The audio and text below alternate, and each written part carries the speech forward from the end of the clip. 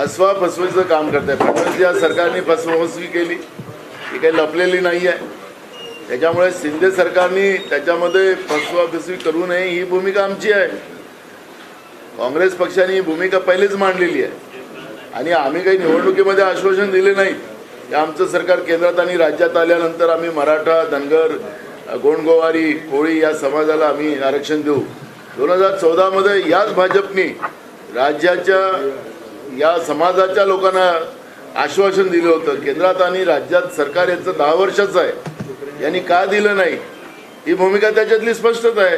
आणि म्हणून जनतेमध्ये जो उद्रेक आहे, यांनी दिलेल्या शब्दाला पाळले नाहीत हे लोक, त्या जनतेला फसवलं म्हणून महाराष्ट्रामध्ये उद्रेक आहे आणि या सरकारने उत्तर दिलं पाहिजे. मी सांगितले की 6 दिवसामध्ये 27 लाख लोकांचा सर्वे मुंबई शहरामध्ये केलेला आहे.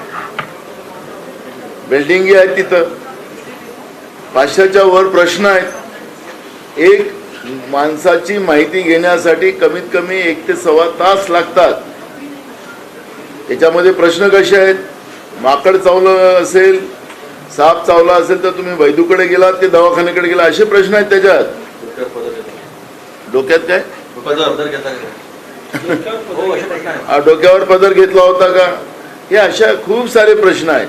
त्यामुळे प्रश्नावली पण आम्ही विधानसभेत वाचू. पण मुद्दा असा आहे की थातूर मातूर हा शब्द आम्ही जाणीवपूर्वक याच्यासाठी बोललो की सरकारने दुरुस्त केलं पाहिजे आणि ज्या पद्धती याला फसवलं गेलं नाही पाहिजे, एवढीच भूमिका काँग्रेस पक्षाची. न्याय मिळाला पाहिजे ही भूमिका काँग्रेस पक्षाची. तुम्ही असं म्हणताय की जरांगे पाटील यांनी जे उपोषण सोडलं त्यावेळी नक्की मुख्यमंत्री त्यांच्यात काय चर्चा झाली पाहिजे महाराष्ट्र पहिल्या वेळेसही आणि लोणावळ्यात बसलोय, इथूनच तो मोर्चा पुढे गेला होता.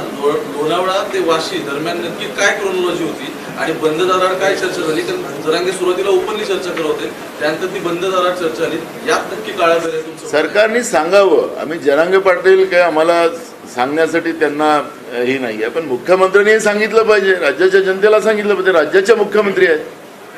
महाराष्ट्र जो पेटवला गेलेला आहे, सरकारचं त्याच्यामध्ये किती इन्व्हॉल्व आहे ते पण लोकांना कळलं पाहिजे. ही भूमिका आमची आहे. आम्हाला स्पष्टता आली पाहिजे. आमचे त्याच्यामधले काही त्याच्यातली भूमिका आमची नाही, आम्हाला स्पष्टता असली पाहिजे. ही भूमिका काँग्रेस पक्षाची आहे.